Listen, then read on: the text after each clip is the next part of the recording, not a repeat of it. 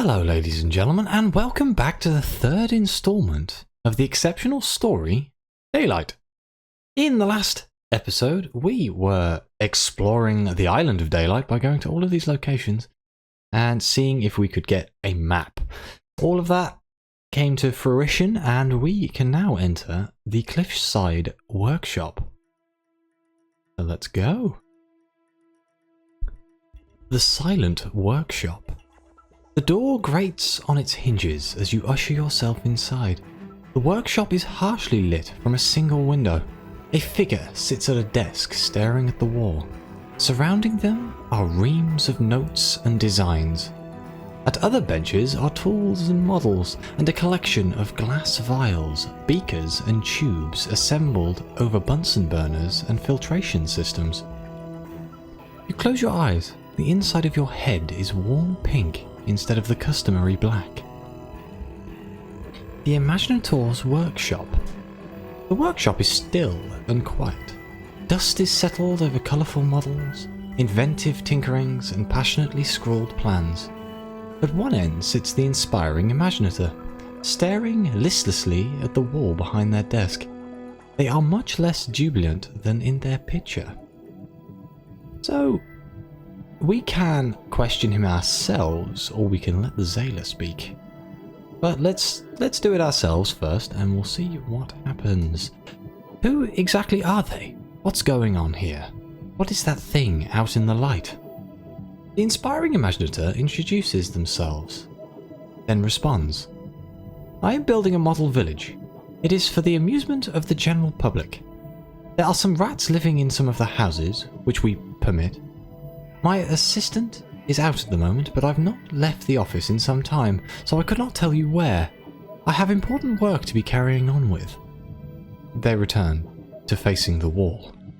I think something might be amiss here. Let's let the zailor speak. He stands there, pale with emotion. He needs your encouragement to move forward. A moment alone. The zailor speaks to the Imaginator in hushed tones. The zailor's voice catches as he asks, "You didn't even leave a note?" The Imaginator's reply is a matter of fact, "I was very busy." When the zailor returns to you, his eyes are red and his jaw clenched. We should take them home, if they wish to join us. He goes to say something else, but cuts himself off, clenching his fist and staring at the ground. The zailor has seen the state of the Imaginator. You are accompanying the zailor in his anger. Oh no. I don't want you to be angry, friend. Or we can play them a tune from our little hymnal music box. A tune may rouse their spirit. A catchy tune. You wind the crank on the hymnal music box and the uplifting tones of all things bright and beautiful begin to play. After a few bars, the Imaginator turns to you. "I know this tune," they say, as they examine the music box. They bob their head to the rhythm with an expression of curiosity. When the song finishes, you have their attention. It seems very bright outside. You have distracted the inspiring Imaginator away from their work. We can ask him to come with us. Ooh, they seem listless. Are they unwell? They would surely be better off away from here. The grieving sailor won't leave the island without them. We can ask. See what happens. Safety is important. When you ask them to leave with you, they are initially hesitant, explaining again that they have important work to do on the island. When you point out that the island seems to have become dangerous, however, they happily note that safety is important. It seems that is enough to make them agree to come back with you to London. At no point do they question or ask for details about what the danger might be. And now we're left with just searching the things in his little workshop. So, let's search the models. The whole island is covered in this miniature village. Why? What secrets do these miniatures hold? and increasing dullness. The finished or more complete models are strewn about the table. The more recent, less finished ones are lined up in rows. They also seem to get blander as time goes on. The older models are colourful, varied and experimental in their design, whereas recent models, all the train carriages, seem to be near copies of each other, in different shades of blue. A map of the island under the model shows the various areas with roads and pathways, all spreading out from the central lakes like tree roots. Ah, so we've discovered some shortcuts over daylight. I'm sure that will come in handy. Okay, search the notes. Among these schematics and poetry, there must be an explanation for all of this. Notes of every kind. Poems speak of returning to the author's distant love, and of the agony of having to perform their craft in secret. A journal speaks of dreams filled with indefinitely forking pathways through a crowded forest. A friend called the bauble of ecstatic repose guides the imaginator along them while they discuss plans for a model utopia. Sketches try to capture the changing shape of their assistant's form over time. Oh. This could be interesting. Examine the chemical experiments. A metallic odour hangs in the air. Magnesium, silver, glass, mist. An ingot of magnesium sits on sheets of scrawled notes, surrounded by shavings which have been scattered everywhere. Vials of mirror shards sit over burners and are connected to pipes and filtration systems of various different kinds. Rags of thirsty bombazine lie in various states of dirtiness. To one side, an air compressor feeds a hose and a storage tank connected to a misting nozzle. More notes contain equations, repeatedly featuring alchemical symbols for light. A couple of diagrams show how light refracts on surfaces, especially mirrors. One drawing shows a grey figure in a buttoned suit and a second city headdress emerging from a lake. Ooh, a second city. Off the top of my head, I can't remember which one is the second city, so doesn't help me that much, but I'm sure I'll find out. Guess we're going to head back outside. Leave the safety of the workshop for the Lilliputian landscape outside. Lutian. I think I say that word wrong, but yeah, that'd be fine. Every time you re-enter the blasting white of daylight, your eyes water and beg for escape. Okay, a dark conversation. As soon as you step out of the imaginator's workshop, the zailor pushes you into the wall. I want to kill it. His eyes are dark and his cheeks still stained from tears. I'm going to find out what did this to them, and I'm going to end it. This is all down to that blasted bauble. Who or what is Bauble? That creature, the one that's done this to them. It's in league with the Bauble. That's the one the Imaginator kept visiting back in London. Every Friday they go to the crystal to take honey, and then they'd come back all full of stories of opportunities and promise. He punches the stone wall. But it was bloody trap, wasn't it? This whole island, it's a trap.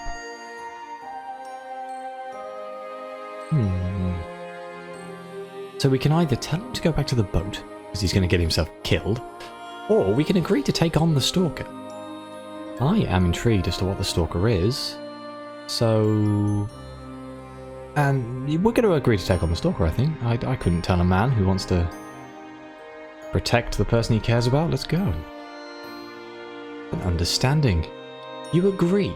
The Zailor nods curtly and dusts you off a little before starting back down away from the workshop. He didn't say anything else. Hey, at least he dusted me off. So we're back here. So there's a new option. We've done everything else, but there's one. Seek the Stalker. It is waiting and ready. Summoning the monster. You find a place to stand on a small hill and begin to recite poetry. Within mere moments, the lumpen grey form in its high-buttoned tweed suit looms before you. You are facing the Daylight Stalker. Facing the Daylight Stalker. The creature looms over you. Its face is lumpen and grey like wet clay. Bone antlers drift gently in the air around it. Its slit eyes fix on you with predatory curiosity. Its needle teeth in its jawless maw oscillate hungrily. You cannot defeat this monstrous oddity with mere blows. You'll need to distract it first. So this is an interesting problem. I love the fact that hurl the steam engine. So we have choices. We can either distract the creature ourselves. Pain can certainly refocus the mind. It's sure to work on this thing too. We can let the zailor take his revenge. His grief has turned to rage. He is desperate to strike the creature. We're not going to use Mr. Sock. I'm sorry. It's just, I cannot do it. Or we can run for the Lake District. You can make it there easily on foot. Well, I'm going to let the zailor take his revenge. It seems only fair. Locked in blows. The grieving zailor draws a hidden knife, and with a guttural shriek throws himself at the creature. The knife finds its mark in the creature's side. The beast ignores it and locks its jawless mouth on the zailor's face. He continues his assault, piercing the grey tweed side of the creature repeatedly. Each passing moment, however, robs his blows of vigour. Oh dear, that didn't go quite as planned.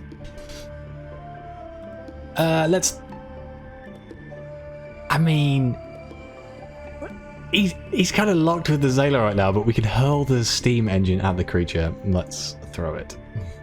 Explosive negotiation. You push the lever on the steam engine to maximum. It grows hot in your hands and starts vibrating. When you can hold it no longer, you toss it to the creature's feet.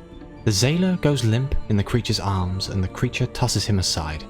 The sound of the explosion is of roaring and tearing metal. The creature, bending to inspect the engine, is caught at the epicenter. The air is filled with the tinkling sounds of falling shards of fired clay. The Daylight Stalker has been reduced to rubble. We got it. Can I see if the zailor's alive? He was limp and dying. I think we just returned to the shore. Back to the beach. You follow the curve of the island down and back towards the shore.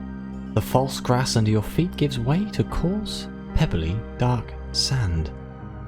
The grieving zailor's fishing boat is moored on the shoreline of the island of Daylight. We're just gonna leave. We have the man we came here to get. We destroyed the stalker. So, leave Daylight. Ask the grieving zailor to haul anchor. Return to darkness. The inspiring imaginator climbs quietly aboard the boat before turning to you with a serious look. I must warn you, I sometimes get a little Z-sick on long journeys. You give the signal to the zailor, who nods, glares back at the radiant island once more, and pilots the boat out to Z. As you leave the island, the familiar dark of the Neath washes over you. For a while, all is black as your eyes readjust. Eventually, you can see the false stars on the ceiling once more. The way home. The grieving zailor is a stoic, homeward bound as he's settling out.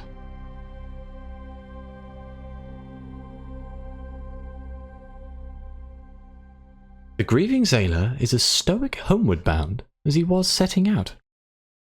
Let's speak to some of the people. Speak to the inspiring imaginator. Take them aside for a quiet word. Completely inappropriate.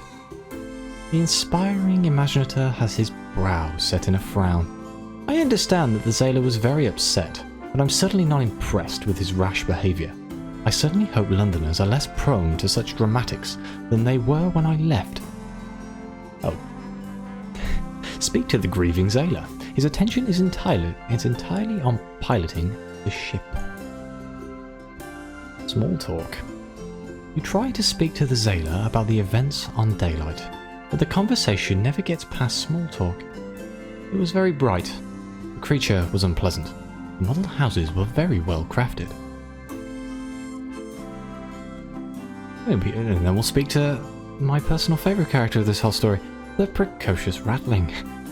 She is sitting on the bow of the boat, staring towards the horizon. Quiet words. The precocious ratling stops and looks up at you.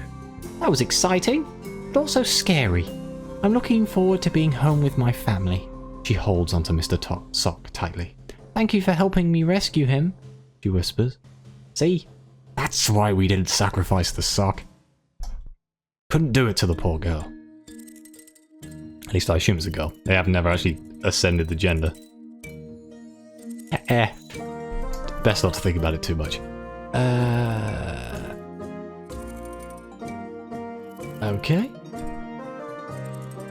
Home sweet home. The boat arrives at London and the zailor pulls it into dock. As you leave, he grabs you by the shoulder, presses a bundle of papers into your chest. Thank you. The papers seem to be sketches and notes from the Imaginator's workshop. To remember what they were like before you met them. You return home to your lodgings and rest your eyes. Visit the Chattering Refugees anywhere in London to complete this story. So we've returned to London and we've gained a bundle of Imaginator's notes. And we are back in London. Wonderful. Taken me far too long to record this over various days, but we will do the epilogue, so we will finish it here. Hopefully. You never know. I still haven't done this either. Visit the Chattering Refugees. You ask around and find the Chattering Refugees busy moving furniture into new lodgings.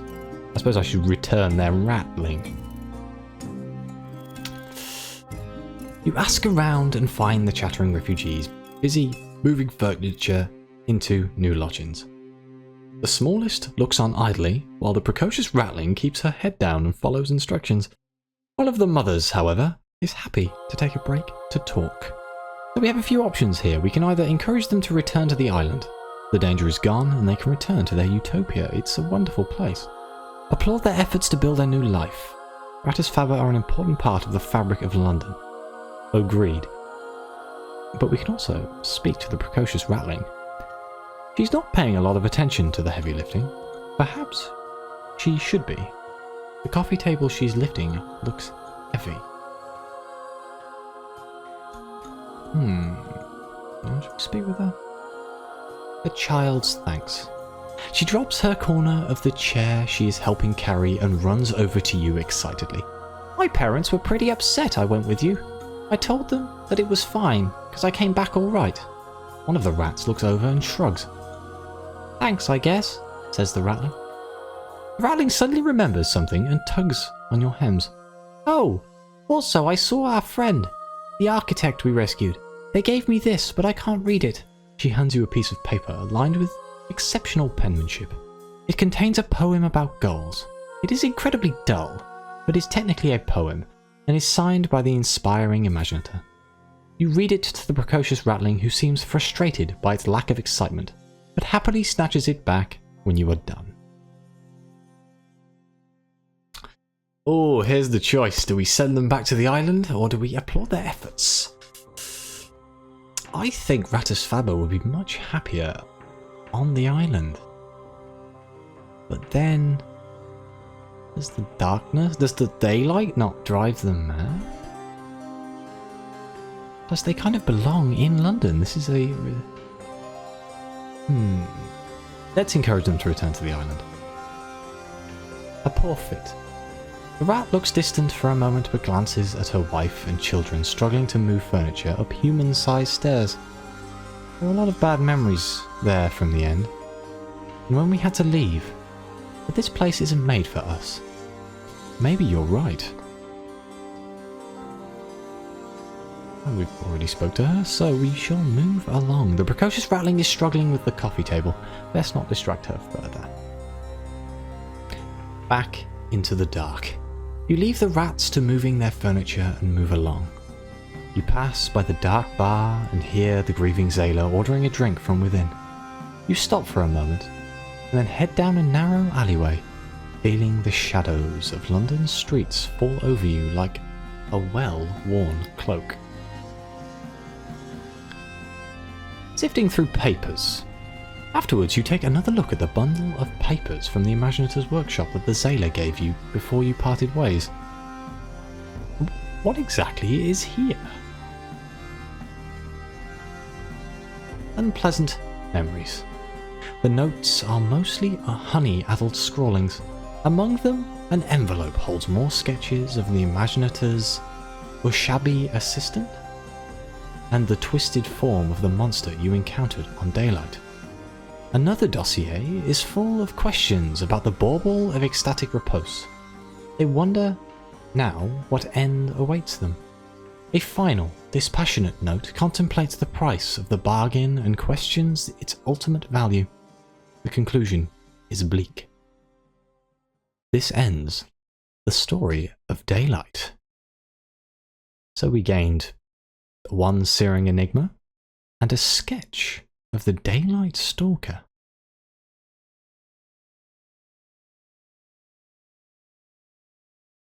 And that's it.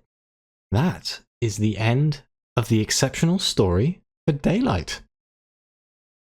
So, this is the bit where I thank everyone for watching these videos. It's been wonderful to hear from you all, and any feedback, anything, greatly appreciated. It's been a very nice story. I enjoyed it thoroughly, and if people like these, let me know. I will do more of the exceptional stories that come along.